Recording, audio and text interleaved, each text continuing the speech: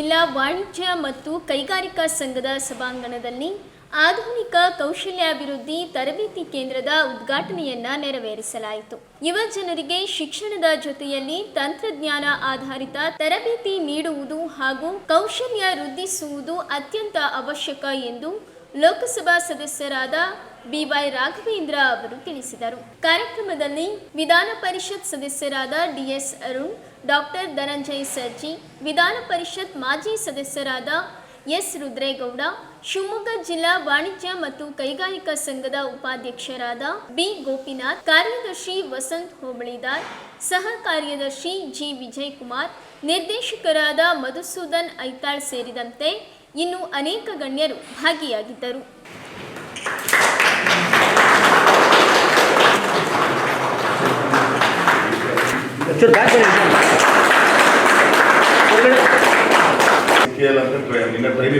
ಟ್ರೈನಲ್ಲೇ ಬಂದ್ಬಿಟ್ಟು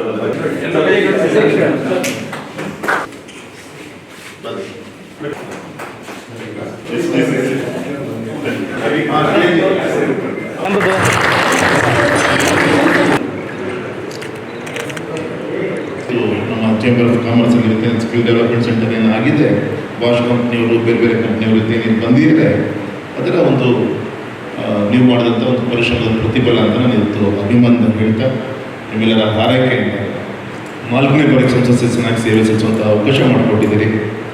100ಕ್ಕೆ 100 ನಿಮ್ಮೆಲ್ಲರ ಅಪೇಕ್ಷೆ ತಕ್ಕಂತೆ ಕೈ ಜೋಡಿಸುವಂಥ ಪ್ರಯತ್ನವನ್ನು ಮಾಡ್ತೀವಿ. ನಾನಾಗಲಿ ಗೌರವ ಸರ್ಜಿ ಅವರಾಗಲಿ ನಾವೆಲ್ಲ ಸೇರಿ ಮಾಡ್ತೀವಿ ಅಂತ ಸಂದರ್ಭದಲ್ಲಿ ಹೇಳ್ತಾ ಮತ್ತೊಮ್ಮೆ ತಮ್ಮೆಲ್ಲರೂ ಕೂಡ ಕೃತಜ್ಞತೆ ತಿಳಿಸ್ತಾ ಈ ಒಂದು ಕೇಂದ್ರ ಅತ್ಯುತ್ತಮವಾದಂಥ ಯುವ ಶಕ್ತಿಯನ್ನು ಈ ನಾಡಿಗೆ ಕೊಡುವಂಥ ಒಂದು ಸ್ಕಿಲ್ ಡೆವಲಪ್ಮೆಂಟ್ ಸೆಂಟರ್ ಇದು ಆಗಲಿ ಅಂತೇಳಿ ದೇವರಲ್ಲಿ ಕೇಳಿಕೊಂಡು ನಾನು ಮಾತು ಮುಗಿಸ್ತೀನಿ. ನಮಸ್ಕಾರ. ಬಹುಶಃ 2005ರಲ್ಲಿ ಶಿವಮೊಗ್ಗ ಅಭಿವೃದ್ಧಿಗೆ ಮೊದಲು ಮುನ್ನುಡಿ ಬರೆದಿದ್ದು ಹಿಂದಿನ ಮುಖ್ಯಮಂತ್ರಿಗಳಾದ ಶ್ರೀಯುತ BS ಯಡಿಯೂರಪ್ಪನವರು.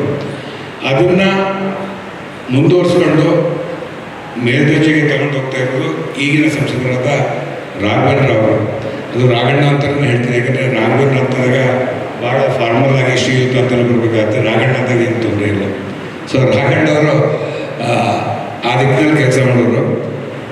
ರಾಘಣ್ಣವ್ರಿಗೆ ನಾನು ಈ ಅಡ್ವಾನ್ಸ್ ಅಕಾಡೆಮಿ ಸ್ಕಿಲ್ನ ಮಹಾಪೋಷಕರಾಗಬೇಕು ಅಂತ ಕೇಳ್ಕೊಂಡೆ. ಅದು ಹಣಕಾಸಿನ ವ್ಯವಹಾರಕ್ಕಲ್ಲ, ಮಾರ್ಗದರ್ಶನ ಮಾಡೋದಕ್ಕೆ. ಯಾಕಂದರೆ ಅವರು ಒಂದು ಸಣ್ಣ ವಿಷಯವನ್ನು ಕೂಡ, ಸಣ್ಣ ಯೋಜನೆಯನ್ನು ಕೂಡ ದೊಡ್ಡ ಮಟ್ಟದಲ್ಲಿ ಯೋಚನೆ ಮಾಡ್ತಾರೆ.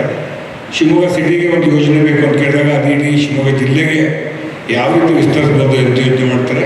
ಶಿವಮೊಗ್ಗ ಜಿಲ್ಲೆ ತಗೊಂಡ್ರೆ ಸುತ್ತಮುತ್ತ ಜಿಲ್ಲೆಯವ್ರಿಗೆ ಯಾವ ರೀತಿ ಅನುಕೂಲ ಆಗುತ್ತೆ ಅಂತ ಯೋಚನೆ ಮಾಡ್ತಾರೆ. ಆ ನಿಟ್ಟಿನಲ್ಲಿ ಆ ಕೆಲಸ ಮಾಡೋದ್ರಿಂದ ಅವ್ರ ಮುಖಸ್ತುತಿ ಮಾಡ್ತಾ ಇದ್ದಾರೆ, ಅವ್ರು ಇಲ್ಲ. ಹಾಗಾಗಿ ಅವ್ರ ಮುಖಸ್ತುತಿ ಮಾಡಿದ್ರೆ ಅವ್ರ ನಿಜವಾದ ಕೆಲಸಗಾರರನ್ನು ಮೆಚ್ಚಿ ನಾವು ಮಾತಾಡ್ತಾ ಇರೋದು. ಬಹುಶಃ ಮೋದಿಯವರು ಭಾರತದ ಅಭಿವೃದ್ಧಿಗೆ ಜನ್ಮ ತಾಳಿದ್ರೆ ಶ್ರೀಯುತ ರಾಘವೇಂದ್ರ ಅವರು ಶಿವಮೊಗ್ಗದ ಅಭಿವೃದ್ಧಿಗೆ ಜನ್ಮ ತಾಳಿದ್ದಾರೆ. ಬಹುಶಃ ನಿಮಗೆ ಈಗ ಎಕ್ಸಾಗ್ರೇಷನ್ ಅನಿಸ್ಬೋದು. ಇನ್ನು 10 ವರ್ಷದಲ್ಲಿ ಶಿವಮೊಗ್ಗ ಜನರೇ ಆ ಮಾತನ್ನು ಹೇಳ್ತಾರೆ ನನ್ನ ನಂಬಿಕೆ ನನಗೆ.